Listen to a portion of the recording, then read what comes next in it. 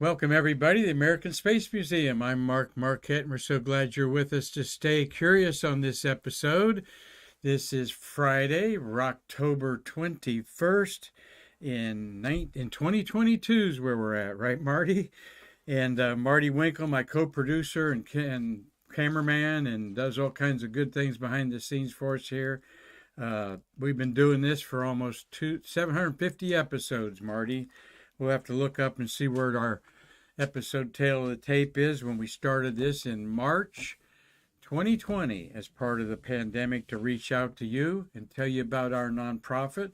In case you don't know about the American Space Museum, for over 21 years we've been preserving the birth of America's space age right here in what we call its delivery room, Brevard County. And Marty Winkle and I are sitting literally less than 10 miles away from the great launch complexes at Kennedy Space Center and Cape Canaveral Space Force.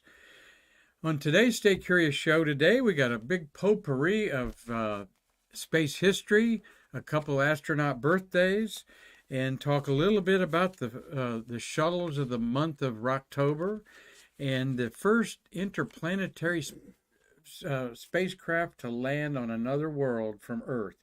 Talk about all that today on Stay Curious with us today. I'm glad you've joined us. We've got some events that we're going to be promoting. November 5th, we're having a memorabilia show at the Holiday Inn at Exit 95 here in Titusville, and we'll start putting up some memes and stuff like that on it this weekend. But maybe you're in town November 5th at the Holiday Inn, Exit 95, over 30 vendors and some good stuff that you can buy for Christmas gifts up there. So, Marty, we're getting in anticipation of the Artemis launch, which is scheduled for the November 14th, which is 12:07 in the morning. That is Sunday night, Monday, technically. And that we're looking forward to that. This is a beautiful rendering of the space history by Mr. Chris Calley. Hi, Chris, out there. Photographed by Mark Usiak. They are friends, and we're proud to call Chris a friend of our museum. And we've been selling T-shirts with his Gemini 4 rendition on it, and two of his father, Paul Calley's artworks. But this is from Chris Calley, and you can order this from www.callyspaceart.com, Calle. And Chris will fix you up with this beautiful montage of the Artemis program going to the moon and resting, obviously, on the shoulders of giants there. And Marty, you and I were at a premiere that we're going to talk about next month of Shuttle Workers, a PBS out of Miami with the help of the Orlando PBS station, When We Were Shuttle. And it featured about half a dozen, 8 or 9 shuttle workers, taking them through their lives, their careers. Very interesting. It will be available on the PBS stations in Florida November 16th, and then in the spring on PBS stations around the country. So we'll be talking about that, and it was very interesting to say the least. And that's all I'm going to say because I don't want to spoil anything. But we're going to have the director and filmmaker on here to talk about it and have some photos of it. It featured 3 or 4 people that you know from Stay Curious, including Travis Thompson. Triple T was featured in this. Marty, help me. Who else we have that's been on Stay Curious? Terry White. Art Edwards. And Art Edwards, African-American Art Edwards is on there. We've had Bill Gary. He's also another African-American that's been on Stay Curious. And Mike Leinbach has been on our Stay Curious, the launch director. And so When We Were Shuttle, I guess. And we'll be talking about that for its November 16th premiere on your regular PBS stations in Florida. And then in the spring, it'll be around the country.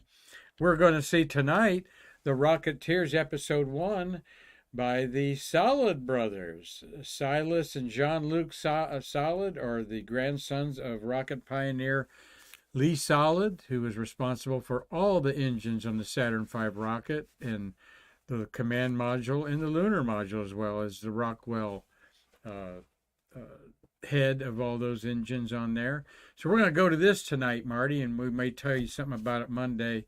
But so we're getting some shuttle history and Apollo history back to back. And it's out the Kennedy Visitors Complex. Astronauts, but three of her four, and she piloted Discovery. She was the commander of Discovery and 7 astronauts. So that was we'll talk about that here in just a minute. Those are some of the highlights of our shuttle era of October, but of course the seminal flight of all October was one right beside me here. That is Mr. John Glenn's STS-95 flight on there, with 7 astronauts aboard that. Mr. Glenn flying at age 77, all right, 37 years after he flew the first Mercury flight of 3 orbits around America. You've got 12 shuttles flew in October. Twice did Challenger fly. 3 flights for Columbia. 4 flights for Discovery. 3 flights for Atlantis, and no flights at all for Endeavour. That's kind of odd that we have a month that doesn't have any Endeavour flights in it, with only 10 Challenger flights in its history. Of course, we're going to have a month or two where there are no Challenger flights. In October, it flew twice. Challenger, and that's my little CH for 41G, and then it's also the last flight, 61A, on my shoulder here, were the 2 flights of Challenger in the month of October. On there we have Melroy flew 3 times in October. Bill Shepard flew twice, 51 and 41. Shannon Lucid flew twice on 34 and 58. And Bill MacArthur flew twice on 58 as a crewmate with Shannon, and also an STS-92 in 92? In the year 2000. So then he flew with Pam Melroy on that one. So a couple astronauts can say, hey, we flew together. Like I said, MacArthur, Shannon Lucid, Bill Shepard, and Pam Melroy had multiple flights of those 70 astronauts. So you take those away, you had 66 astronauts, different astronauts flew in the month of October, and 14 of those were women, with Lucid and Melroy having 2 flights in this month in there. So we're gonna focus on a couple of those other missions here that had some interesting mission notes to them here as we help you stay curious. But we want to wish, let me put my hat on for this guy here. He's a pretty good guy, Marty. Happy birthday to Doug Hurley. Happy 56th birthday to SpaceX astronaut and NASA astronaut Doug Hurley, born October 21st, 1966 in Endicott, New York. Spent his childhood in Appalachian, New York. He's married to NASA astronaut Karan Nyberg. A Marine, hoorah out there for all you Marines. Hurley piloted Space Shuttle Missions 127 in 2009 and STS-35, the final flight of the program, and of course Atlantis was that mission in 2011. Both those flights, 127 and 135, were in July.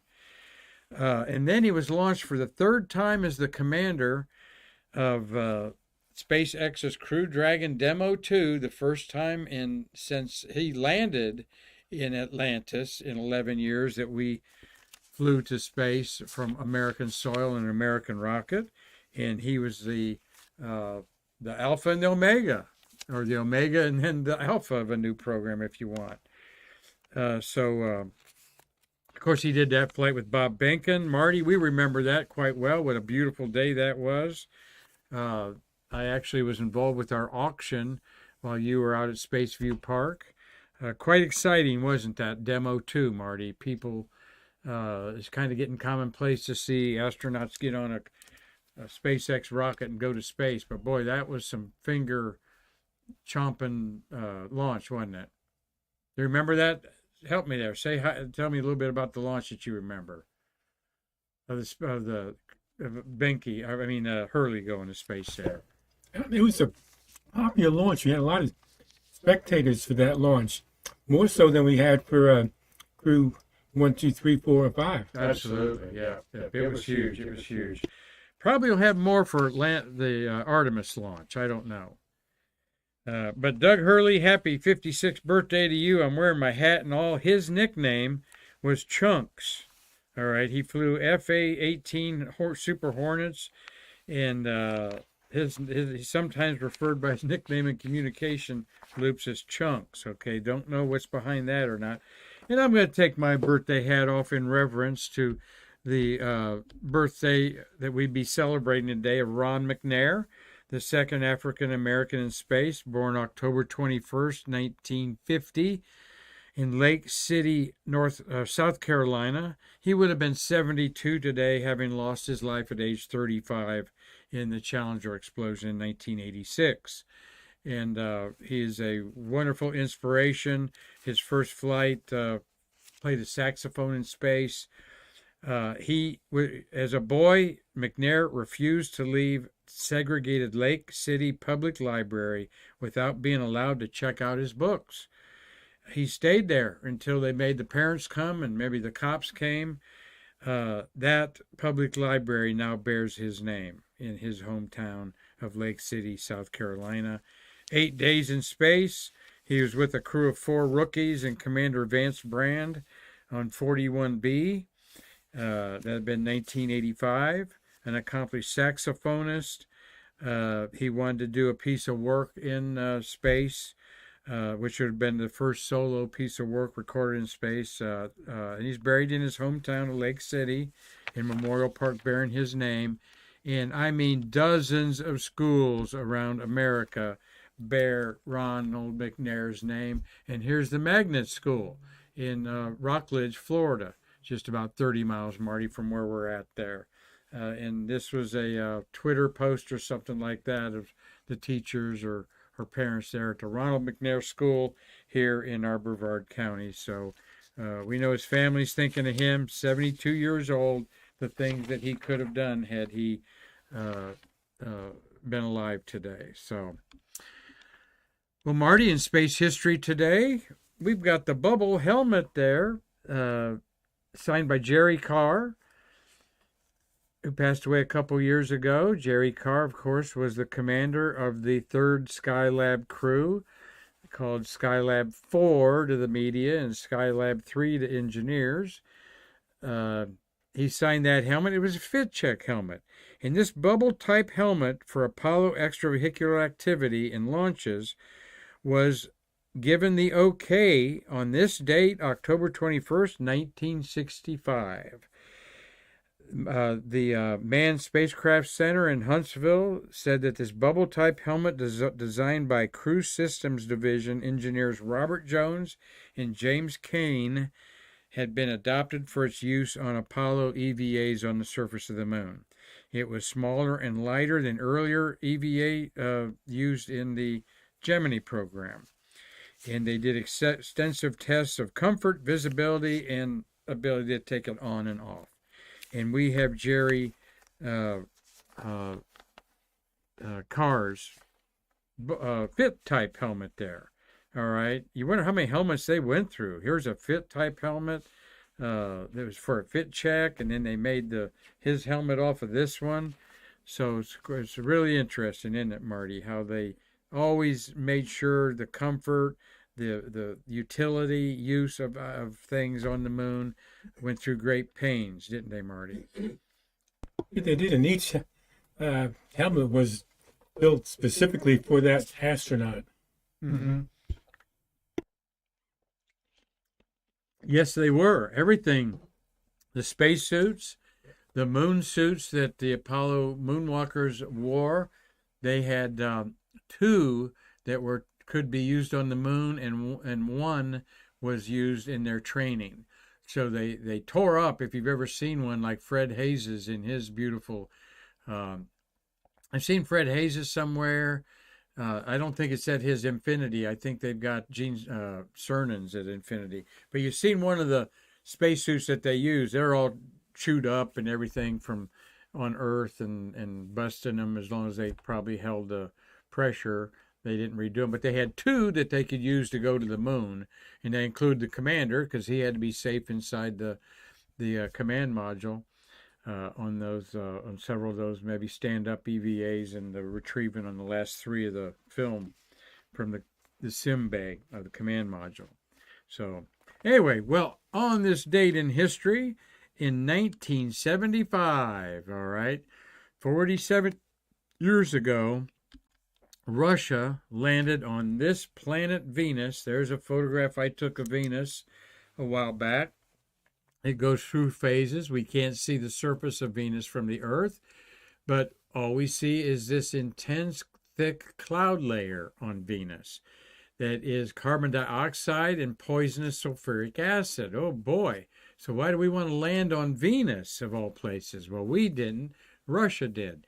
And Venus was kind of their pet planet while we went to Mars with a lot of probes. And they didn't do Mars as much as we did, but we flew 3 flyby missions and then finally landed on Mars in 1976 with Viking 1 and then Viking 2 the same year.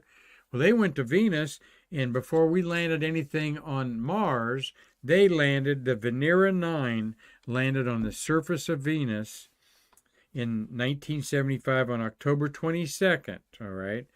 It was launched June 8th, so it took 3 months to get there.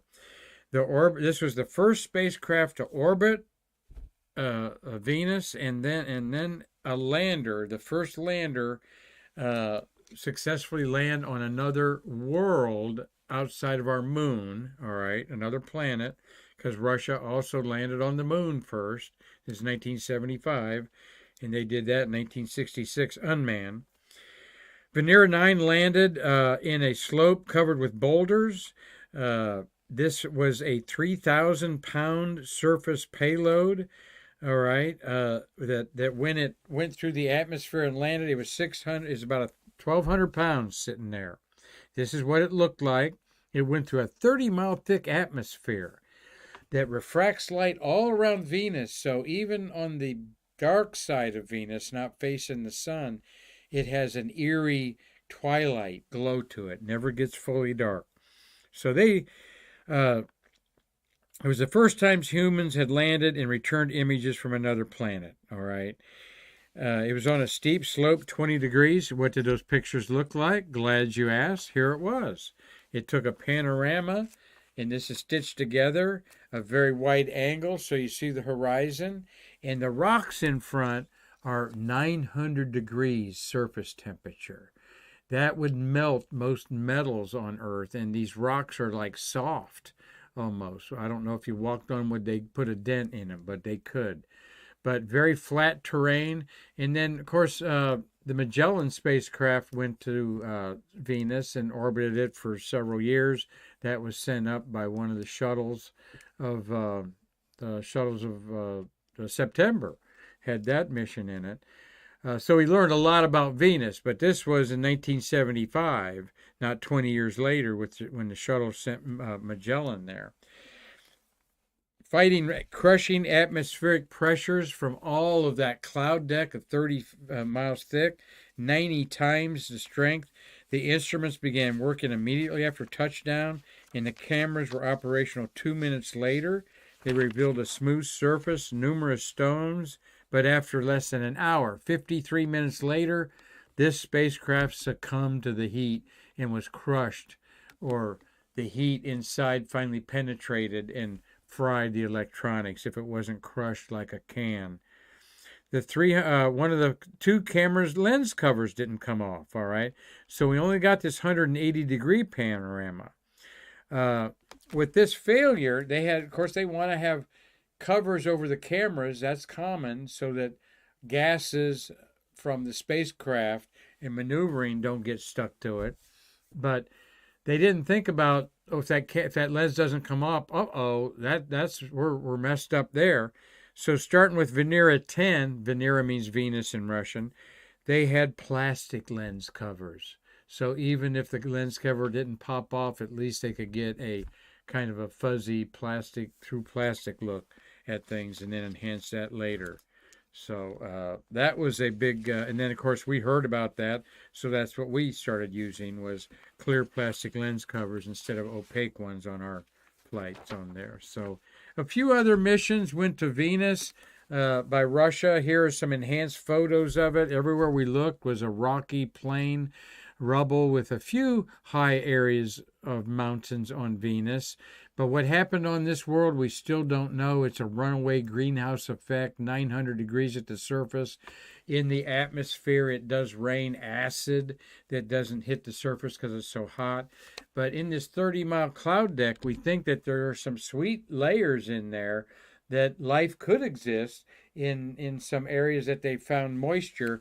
We're going back with 2 Venus probes, are headed to Venus to orbit it and study more of this anomaly of a greenhouse gone wild on the planet that is most like Earth in size. All right.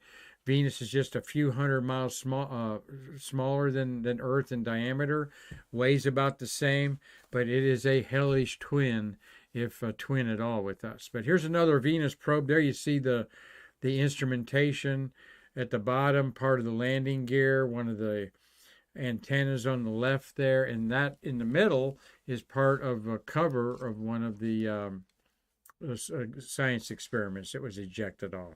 But this landed kind of near a canyon, it looks like, in the distance there on Venus. So Venus is is very close to the sun right now. You're not going to see it until it pops up in December in our evening sky, and then you won't miss it. You'll be driving in the east and go, what's that bright UFO in front of me, or bright plane? It looks so bright because all of that cloud deck reflects like a mirror back to 30. We've got this beautiful shuttle on STS-120, other shuttles of the month of October, and look at this beautiful launch of STS-58, STS-1593. So we're looking at 29 years ago, a young Tom Usiak, and hi Tom up there in Lancaster, Pennsylvania, and your brother Mark of STS-58, Columbia. And this was a Space Lab 2, 14 days, where we had John Blaha, the commander, Rich Seddon, Bill MacArthur, David Wolf. So you had 2 women on this flight, and it was a heavy-duty science, pulmonary functions, zero gravity, fluid, all right. And they had with them, they were the human guinea pigs, basically, studying bone loss. And I say again and over, Marty, almost 30 years ago on this 1993 mission, this is the science that was laid down for us back in those days there, okay, aboard this mission. What they're doing on the space station right now, 30 years ago, STS-58 was doing in a payload bay situation inside a pressurized module. Another shuttle of the month launched on in 1992, 30 years ago, on October 22nd, which is Saturday in 2020, is this flight of STS-52. This is the astronauts on board. You have, let's see, you got Mike Baker in the back, pilot James Weatherby. This is the only time that he was the commander. Pilot Mike Baker. Weatherby's the commander. Steve McLean is the payload specialist, there to his far right. In the front row has Charles Leach, Tamara Jernigan, and Bill Shepard there. And they had a 10-day mission filled with mid-deck experiments, all right. And payload bay had some a laser geodynamic satellite, and they had a microgravity payload in there that they were playing with experiments. But in one of those containers, they had the remains of Star Trek creator Gene Roddenberry shown here in the mid-deck. carried during the orbiter during the mission and returned to Earth to his friends and family. It is believed this is the first time human remains had been flown to Earth orbit and returned to Earth orbit. All right. So all you Trekkies out there, there's your hero, Gene Roddenberry, and the Starship Enterprise there. This was Columbia in space, though, on this mission. One of 3 flights that orbital vehicle tail number 102 went to space. And 120 we've talked about a couple times here. Delivered the Harmony module to the International Space Station in 2007. And Discovery was the orbiter. Discovery is shown here in all of its beauty. And Pam Melroy at command there. Her pilot was George Zimka. Aboard was Scott Parazynski, Daniel Tani, Italian astronaut Paolo Nespoli of ESA, and we had Stephanie Wilson on board. And I got a picture of Stephanie Wilson. She's an Artemis astronaut. I'll show that picture here in just a second. But there is Pam Melroy, with Peggy Whitson, who at the time was the commander of the International Space Station in 2007. And so there you have the first time 2 females in command orbiting the Earth. Pam Melroy in charge of her spaceship, Discovery, and Peggy Whitson in charge of the International Space Station. Crew expedition escapes me. 16. Expedition 16 is what Peggy Whitson was command of. This mission marked the 151st NASA crewed space flight, the 120th space shuttle flight. All right, since STS-120, they don't always work out that way, but 120 was the 120th shuttle flight. 34th flight of Discovery. All right, where's my shuttle scroll here to consult and be totally accurate that Discovery had 39 flights. So 5 more flights for Discovery after this, the most traveled of all the shuttles.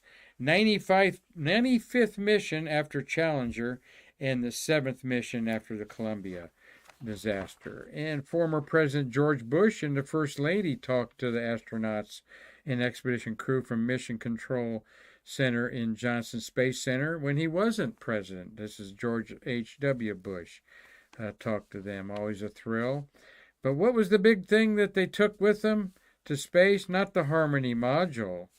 Oh, no. They took with them a lightsaber from the Star Trek series, okay, up there. So that, and of course they took that and probably played with it in the space station and everything, and then brought it back down in there. So here is Stephanie Wilson aboard there.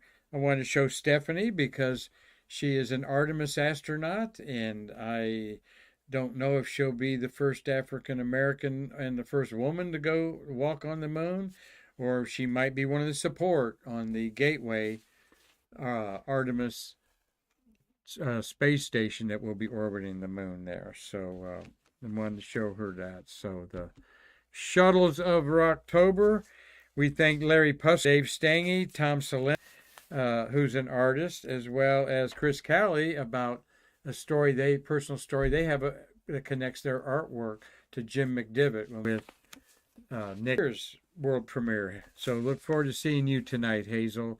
Of course, Hazel's probably in the Rocketeers. She was I'll bet he was harvesting like crazy. Found this on Stay Curious. Besides Glenn. Oh, other than John Glenn, no. All right. But you remember that. You saw that launch and so forth, didn't they?